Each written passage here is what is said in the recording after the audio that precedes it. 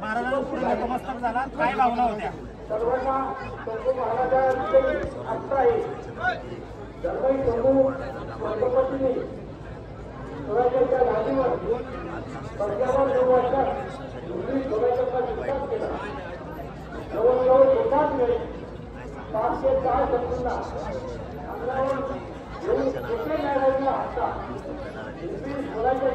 तुम्ही पुष्पहार अर्पण करताना मुजरा केला त्यावेळेस काही भावनिक जाणवली तुमच्या, काय भावना होती?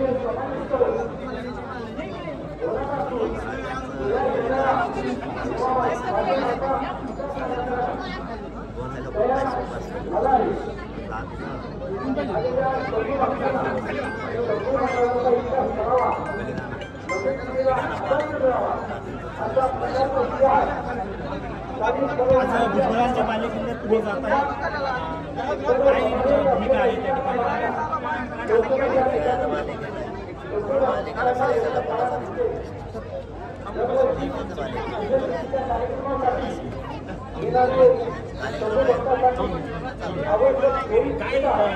टार्गेट कोणती काय?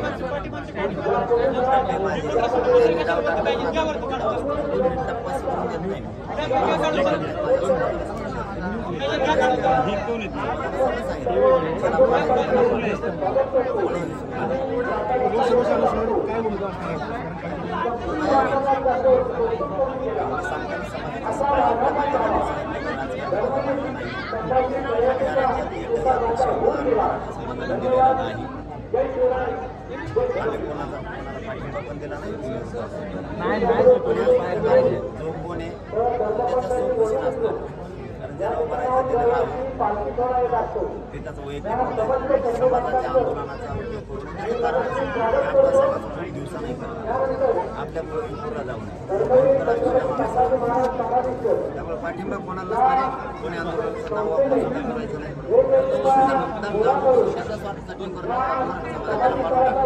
विदर्भामध्ये पहिले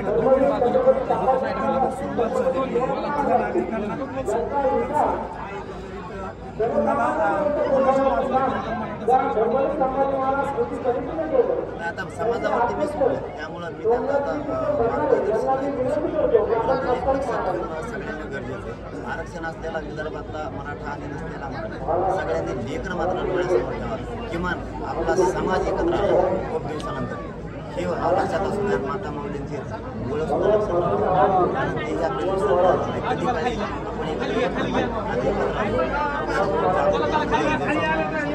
आपण अंतिम टप्प्यात जर आरक्षण त्यांनी 6 जूनपर्यंत नाही दिलं, 8 जूनला 6 करोड मराठीचा कार्यक्रम जर त्यांनी 6 जूनपर्यंत नाही दिलं, त्या विधानसभेला मराठी मात्र मैदानात 100%. मराठी समाजाची एक भावना आहे, जरांगे पाटलांनी दिल्ली दरबारी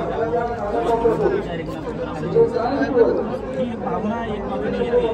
तुमची भूमिका काय राहील? कारण जर कायदा बदलायचा असेल तर त्या संसदेत जावं लागतं, त्या संसदेत तुम्ही जाणार नाही. राजकारणाचा मार्ग आहे, त्यामुळे मी जाणार नाही.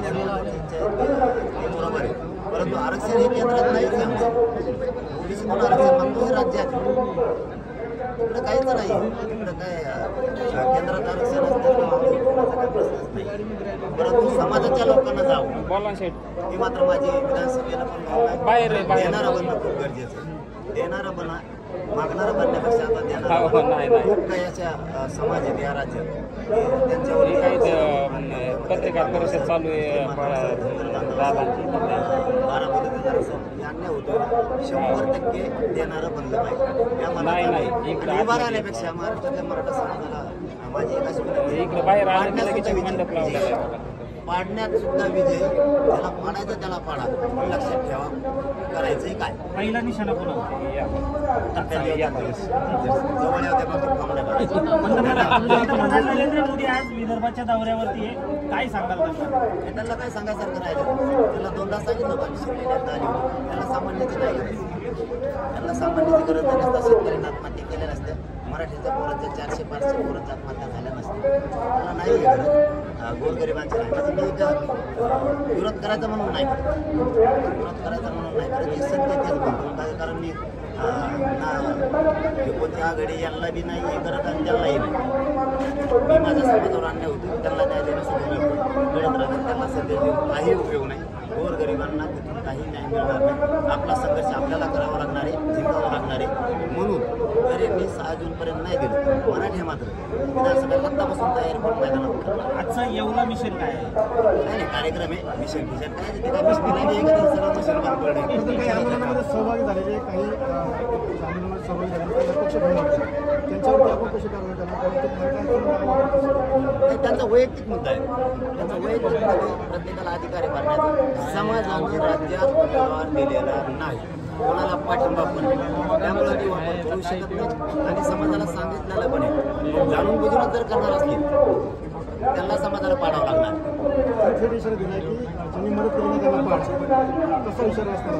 कोणीच मदत नाही केली, महाविकासाकडे थोडी मदत केली, त्यांनी आमचं सोडण्याचं आरक्षण काढलं. आमच्या कोणीच बऱ्यावर नाही, आमच्या लोकांच्या पौष्टिक सुद्धा वाढत नाही, इतकी बेकार आली. आता सारखीचे 1,500 पोरं माझ्याकडे काल पुण्यामध्ये आले MPSC करतात. त्यांना GR काढलेला असून 3 महिने वाढीचा तरीही न्याय नाही. आता त्यांना सातारला पाठवलं, करा गोरगरिबाची रिअल परिस्थिती. आमच्या पोरांना मुद्दाम अन्याय केला जातो. हे 10% दिला की तर पोलीस भरती सुद्धा त्याचा वापर होत नाही. मी त्या दिवशी सांगितलं म्हणून आता फक्त पुढं ढकलली, परंतु त्याचा उपयोगच होईल, कारण मान्य न्यायालयाच्या निर्णयाचा पुढे नाही जाता. आमच्यावरच अन्याय का आता किती दिवस सहन करायचं? त्यापेक्षा देणारा बना आणि पाडण्यासुद्धा विजय हे मराठ्यांना लक्षात राहू द्या. पाडण्यासुद्धा विजय जो सगळ्या स्मॅरीच्या अंमलबजावणीच्या बाजूने आणि ओबीसी आरक्षणाच्या बाजूला बोला, त्याला मतं द्या, उगत मतं वयाला घालू नका. पाडण्यासुद्धा विजय, पाडायचं पण त्याचा नोंद सापडला ते सुद्धा विलंब होतो. त्यामुळे पोलीस भरती असेल किंवा इतर मी आज बोलणार आहे साहेबांची राजकीय कार्यक्रम मुळशी आणि हवेली या तालुक्यातल्या 2 महिन्यापासून जाणून पूर्ण राज्यासाठी सांगणार आहे. आता तुम्हाला असं करायचं असेल तर त्या समितीला वाढ कशाला दे, गोरगरिबांचं जर तुम्हाला असं वाटलं करायचं असेल तर वाढ पाहिजे. त्यामुळेच मराठ्यांनी आता शान होणं गरजेचं की आपला कोण सगळ्या स्मऱ्यांच्या बाजूला कोण बोलणार, बोलण्याच्या मराठा आणि कुणबी एक या कायद्याच्या बाजूला कोण बोलणार, यालाच मदत करा. आणि लक्षात राहू द्या, पण वाढण्यास सुद्धा विजय. धन्यवाद.